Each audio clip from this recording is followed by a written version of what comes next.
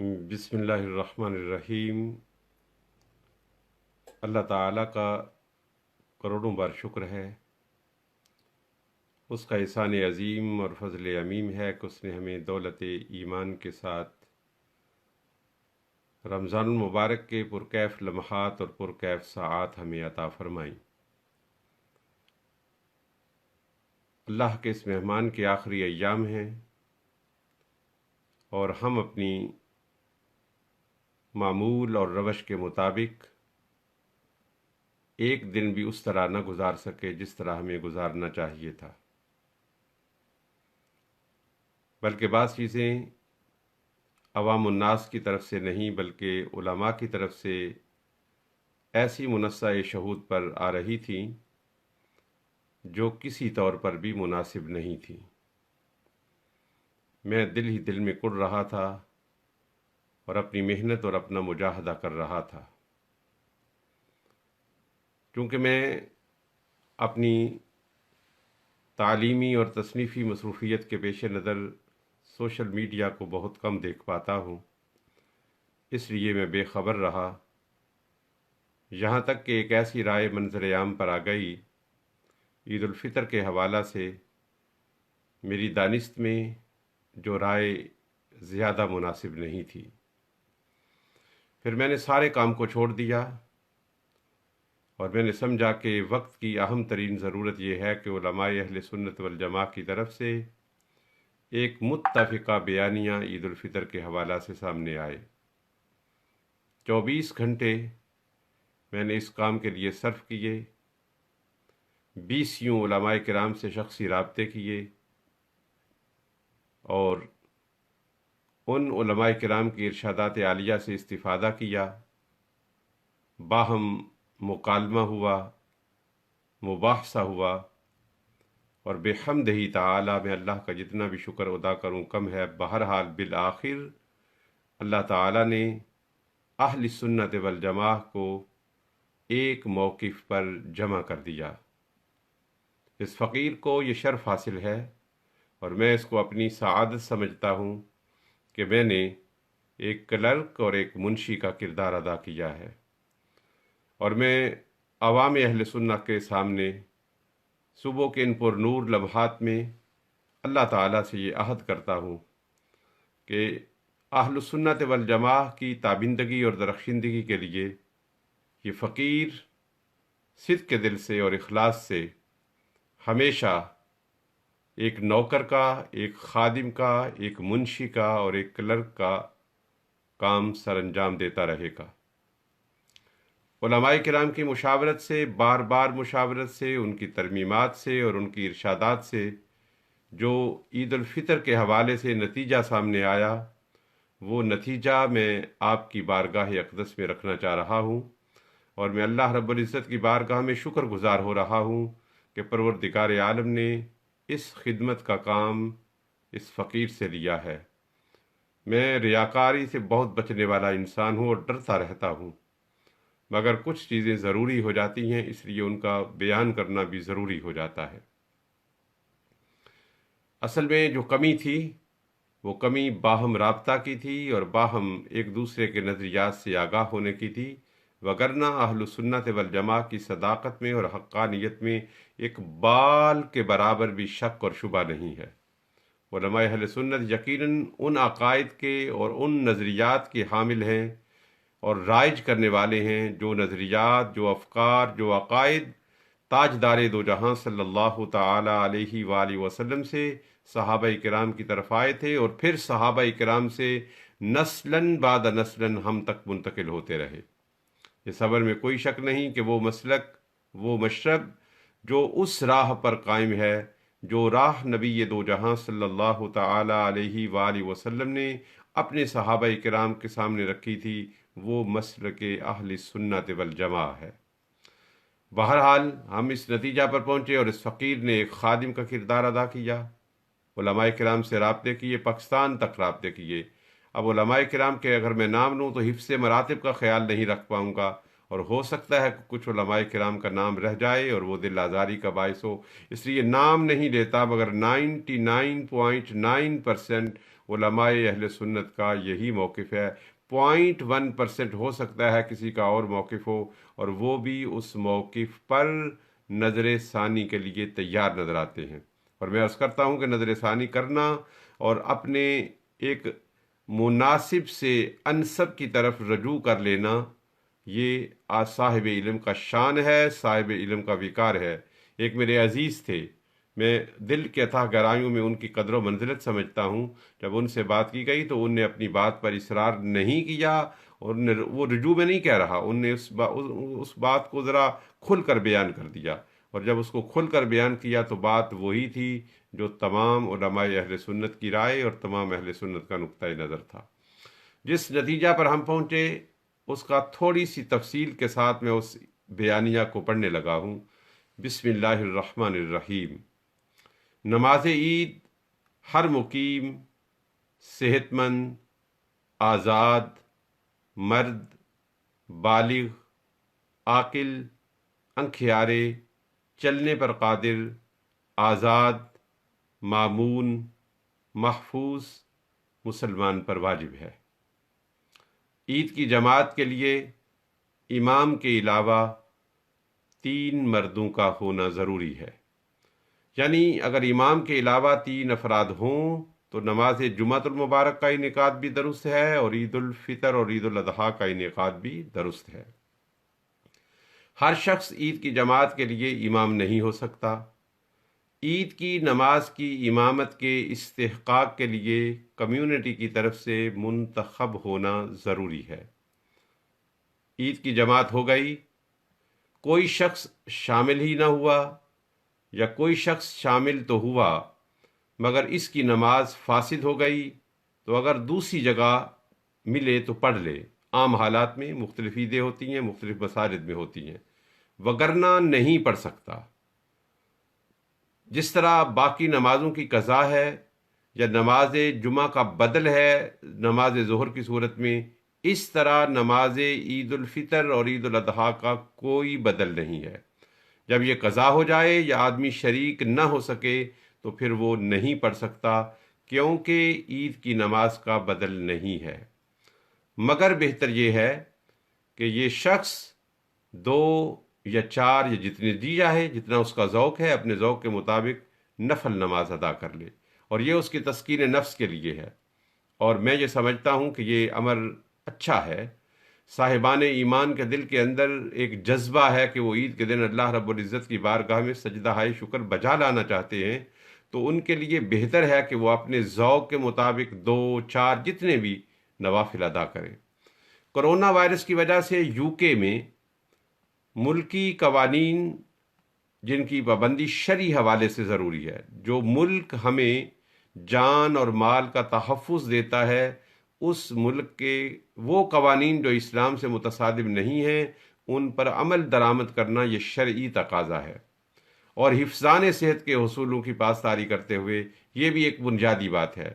اس لیے کہ تعلیمات اسلام میں انسانی زندگی اور انسانی صحت ایک بنیادی اور اساسی حیثیت کی حامل ہے۔ انسانی جان کو بچانے کے لیے حرام قطعی کا استعمال جائز ہو جاتا ہے، اور انسانی جان کو بچانے کے لیے فرض قطعی کو توڑنا لازم ہو جاتا ہے۔ کرونا وائرس کی وجہ سے UK میں ملکی قوانین اور حفظان صحت کے اصولوں کی پاسداری کرتے ہوئے فقہائے احناف کی اسی تصریح پر عمل کیا جائے گا۔ مراد یہ ہے کہ 4-5 افراد جو مسجد میں نماز عید قائم کریں گے، اور کرنی چاہیے، 4-5 افراد سے خاموشی سے نماز عید قائم ہو، اور جو رہ جائیں اور اس کرونا وائرس کی وجہ سے NHS کی سفارشات کے مطابق اور حفظان صحت کے اصولوں کے مطابق وہ شرکت نہ کر سکیں کیونکہ ان پر شرکت واجب نہیں ہے، تو وہ کیا کریں؟ وہ اپنے گھر میں اپنی تسکین نفس کے لیے، وہ عید کا بدل نہیں ہے، وہ عید کا بدل یا عید کی قضا نہیں ہے، اپنے دل کی تسکین کے لیے کہ وہ اللہ کا شکر ادا کرنا چاہتے ہیں، وہ اپنے ذوق کے مطابق جتنا ان کا ذوق ہو اتنے نماز نفل ادا کریں۔ کرونا وائرس کی وجہ سے UK میں ملکی قوانین اور حفظان صحت کے اصولوں کی پاسداری کرتے ہوئے فقہائے احناف کی اسی تصریح پر عمل کیا جائے گا۔ نوٹ: اس بیانیہ کے مضمون کہہ رہا ہوں، یہ جو ہم نے عرض کیا ہے یہ فتاوی فقہ احناف سب میں موجود ہے، مگر اس بیانیہ کے مضمون یعنی الفاظ اور تراکیب کے استعمال کا ماخذ بہار شریعت ہے۔ اس کا معنی یہ نہیں ہے کہ یہ صرف بہار شریعت میں ہے، یہ فقہ کی ہے، فقہ حنفی کی تقریباً ہر کتاب میں یہی ضابطہ اور یہی اصول موجود ہے، مگر یہ کلمات کا جو انتخاب کیا گیا ہے، یہ الفاظ کا جو انتخاب کیا گیا ہے، اس کا بھی 80% ماخذ بہار شریعت ہے۔ ہم نے اپنی طرف سے الفاظ کا استعمال نہیں کیا، ہم نے علماء سلف جو استعمال کر گئے ہیں الفاظ بھی ان سے لیے ہیں۔ اس بیانیہ کے مضمون کا ماخذ بہار شریعت ہے جو فقہ حنفی کا انسائکلوپیڈیا ہے، اور امام اہل سنت شاہ احمد رضا خان علیہ الرحمت والرضوان کے تائید یافتہ عالم جلیل فاضل نبیل صدر الشریعہ بدر الطریقہ مفتی امجد علی اعظمی رحمہ اللہ کی تصنیف لطیف ہے۔ یہ تو وہ بیانیہ تھا جس پر علماء کرام کا اتفاق ہوا ہے، اور بحمدہ تعالی میں انشاءاللہ العزیز اللہ کی توفیق سے اللہ تعالیٰ مجھے زندگی دے اور مجھے صحت دے، انشاءاللہ العزیز جب بھی ایسا موقع آئے گا اور جب بھی ایک اتفاقی رائے کا سامنا آنا ضروری ہوگا، یہ فقیر اپنی ہر مصروفیت کو چھوڑ کر اپنا سارا وقت اس عمل پر لگائے گا کہ ایک باوقار اور باعظمت انداز سے علماء اہل سنت کا موقف سامنے آئے، اور بحمدہ تعالیٰ وہ کوششیں برابر ہوئیں۔ اللہ رب العزت نے میری محنت کو قبول کیا، اور اس کے نتیجے میں علماء اہل سنت والجماع ایک نقطے پر کار فرما ہوئے۔ یہ تو بیانیہ ہوا، اب کچھ وضاحتیں میں آپ کی خدمت اقدس میں عرض کرنا چاہتا ہوں جو انتہائی ضروری ہیں۔ بعض علماء کرام اپنے ذوق کے مطابق یہ فرما رہے ہیں کہ نوافل کے بعد اتنی بار تسبیحات پڑھ لیں، اتنی بار تکبیرات پڑھ لیں۔ یہ بات ذہن نشین رہے کہ وہ تسبیحات اور وہ تکبیرات اس طرح نہیں ہیں جس طرح نماز عید کے بعد ہم ایک ضروری عنصر کی حیثیت سے نماز عید کے ساتھ تکبیرات پڑھتے ہیں۔ جو یہ کہا جاتا ہے کہ اگر دل چاہے تو آپ ایسا خطبہ بھی پڑھ سکتے ہیں جس میں اللہ رب العزت کی حمد و ثنا ہو اور تاجدار دو جہاں صلی اللہ علیہ وسلم کی تعریف و توصیف ہو، صحابہ کرام کا ذکر ہو، وہ بھی اس انداز سے نہیں ہے جس طرح نماز عید کے بعد سنت موقدہ کے طور پر خطبہ پڑھا جاتا ہے، یا جمعۃ المبارک میں ایک وجوب کے طور پر خطبہ پڑھا جاتا ہے۔ یہ بات ذہن نشین رہے، اس لیے کہ ایسا نہ سمجھا جائے کہ ایسا کرنا ضروری ہے۔ یہ 2 یا 4 رکعت نفل پڑھنا ہرگز ضروری نہیں ہے، یہ ایک مستحب عمل ہے، اور مستحب یہ عمل ہوتا ہے کہ اگر آپ کر لیں تو آپ کو ثواب ملے گا، اگر آپ نہ کریں تو آپ پر کوئی نہ تعییب ہوگی، یعنی آپ کو عیب لگایا جائے گا، نہ آپ کی تذمیم یعنی آپ کی مذمت کی جائے گی، اور نہ آپ کی تعییر ہوگی یعنی آپ کو آر دلائی جائے گی۔ یہ ایک مومن کا دل ہے۔ عوام الناس اس دن اللہ رب العزت کی بارگاہ میں سجدہ شکر بجا لانا چاہتی ہے اور بجا لانا چاہیے، اس لیے کہ پروردگار عالم نے ایک عظمتوں والا، ایک رحمتوں والا، ایک بخشش والا ہمیں ماہ مقدس عطا کیا،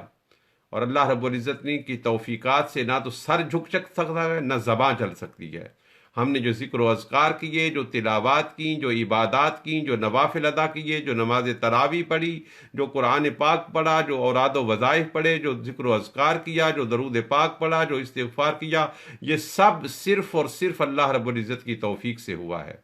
اللہ رب العزت کی توفیق نہ ہوتی تو نہ ہماری آنکھیں کھل سکتی، نہ ہماری زبان چل سکتی، نہ ہمارے سر اللہ کی بارگاہ میں جھک سکتے۔ تو لازمی میں ایک اخلاق کے اعتبار سے کہہ رہا ہوں، یہ امر مناسب ہے کہ اس دن ہم کچھ وقت اللہ رب العزت کی بارگاہ میں عبادت کی شکل میں گزاریں۔ ویسے تو صاحب ایمان کی ساری زندگی عبادت ہے، اور اسلام اتنا خوبصورت دین ہے کہ اسلام نے انسانی زندگی کے ہر لمحے کو عبادت بنایا ہے۔ ایک لمحہ بھی ایسا نہیں جو صاحب ایمان کا وہ لمحہ عبادت نہ ہو۔ وہ سو رہا ہو تو اپنے سونے کو عبادت بنا سکتا ہے، وہ اپنے کھانے کو عبادت بنا سکتا ہے، یہاں تک کہ اس کا عمل ازدواج بھی عبادت ہے۔ اب اس سے آگے کوئی بات نہیں ہو سکتی، تو شکر ہمیں ادا کرنا چاہیے۔ کورونا وائرس کی وجہ سے یہ تو ممکن نہیں کہ ہم مسجد میں جا کر وجوب کے طریق پر نماز عید الفطر کی صورت میں ہم اللہ رب العزت کا شکر ادا کریں، وہ تو ممکن نہیں ہے۔ اس لیے کہ صحت کے بقا کے لیے اسلام اپنے احکام کو وقتی طور پر ساکت کر دیتا ہے اور ان کا وجوب ختم ہو جاتا ہے، مگر ہمارا بھی تو کچھ فرض ہے کہ ہم اپنے گھروں کو اس دن اللہ رب العزت کی عبادت کے ساتھ سنوار لیں اور تاجدار دو جہاں صلی اللہ علیہ وسلم کے اس عمل پر اس حکم پر آپ عمل کریں جس میں آپ نے فرمایا کہ اپنے گھروں کو تم قبرستان نہ بناؤ۔ اور ویسے بھی تاجدار دو جہاں صلی اللہ علیہ وآلہ وسلم نوافل ہمیشہ اور سنن ہمیشہ اپنے حجرہ اقدس میں اور اپنے کاشانہ نور میں ادا فرماتے تھے۔ ہو سکتا ہے قدرت کو یہی منظور ہو کہ اس سال دنیا بھر کے اہل ایمان کے گھر اس کی سجدہ ریزیوں سے سج جائیں، تو سارے گھر والے ایک کمرے میں جمع ہو جائیں، یا ایک کمرے میں جمع ہونا کوئی ضروری نہیں ہے، یہ مستحب ہے، ضروری نہیں ہے۔ بہنیں بھی ہوں، بھائی بھی ہوں، بیٹا بھی ہو، بیٹی بھی ہو، ماں بھی ہو، باپ بھی ہو، 2 رکعت نماز نفل ادا کریں، 4 کریں، 6 کریں، 8 کریں، 10 کریں، 12 کریں، پھر اللہ رب العزت کی بارگاہ میں ہاتھ اٹھا دیں اور اپنے ہاتھ اٹھا کر اللہ رب العزت کی بارگاہ میں دعا کریں۔ فقیر کا یہ ارادہ ہے اور فقیر کا یہ ذوق ہے، اور یہ بھی عمل مستحب ہے، مستحب سے آگے اس کا درجہ نہیں ہے۔ انشاءاللہ العزیز میں ایک وقت آپ کو دوں گا، اس وقت پر اسی طرح لائیو آپ سے گفتگو کروں گا اور عید الفطر کے دن کی جو اہمیت و فضیلت ہے اور جو برکت و سعادت ہے اس کو بیان کروں گا، پھر وقفہ دوں گا، جس وقفہ میں میں بھی اللہ رب العزت کی بارگاہ میں ایک نفل کی حیثیت سے سجدہ شکر بجا لاؤں گا اور آپ بھی بجا لائیں گے، اور اس کے بعد میں اور آپ سب مل کر اللہ رب العزت کی بارگاہ میں اپنے دستے دعا پھیلا دیں گے اور اجتماعی طور پر ہم اللہ رب العزت کی بارگاہ میں اپنی دعا کے لیے اپنے دامن کو پھیلا دیں گے۔ سوشل میڈیا نے اور ٹیکنالوجی نے کام آسان کر دیا ہے، آپ یوں ہی محسوس کریں گے جس طرح آپ مسجد میں ایک اجتماع کے سامنے بیٹھے ہیں۔ انشاءاللہ العزیز وقت کا تعین میرا باقی ہے، میں عرض یہ کر دوں گا کہ فلاں وقت سے لے کر ایک تلاوت ہوگی، نعت شریف ہوگی، اس کے بعد عید الفطر کے دن کی اہمیت کے حوالہ سے کہ اس دن کو ہم نے کس طرح گزارنا ہے اور کیا طریقہ کار ہے اور اس دن کو کس سوچ اور کس فکر کے ساتھ گزارنا ہے وہ عرض کروں گا۔ اس کے بعد وقفہ ہوگا، وقفہ میں میں بھی اللہ رب العزت کی بارگاہ میں سجدہ شکر نفل کے اعتبار سے، یہ بات میں بار بار کہہ رہا ہوں، نفل کے اعتبار سے، کوئی ضروری نہیں ہے، نفل کے اعتبار سے میں بھی سجدہ شکر بجا لاؤں گا۔ ہم آقا دو جہاں صلی اللہ علیہ وسلم پر درود پاک پڑھیں گے اور پھر آخر میں دعا کے لیے ہاتھ اٹھائیں گے اور ہم سب مل کر عالم اسلام کے لیے، صاحبان ایمان کے لیے اجتماعی دعا کریں گے، اور اس دعا کے اندر دنیا میں سے کہیں بھی کوئی شخص شریک ہو سکتا ہے۔ شاید اللہ رب العزت نے اس دفعہ یہی چاہا تھا کہ اس کے ذکر کی اور اس کے فکر کی اور اس کی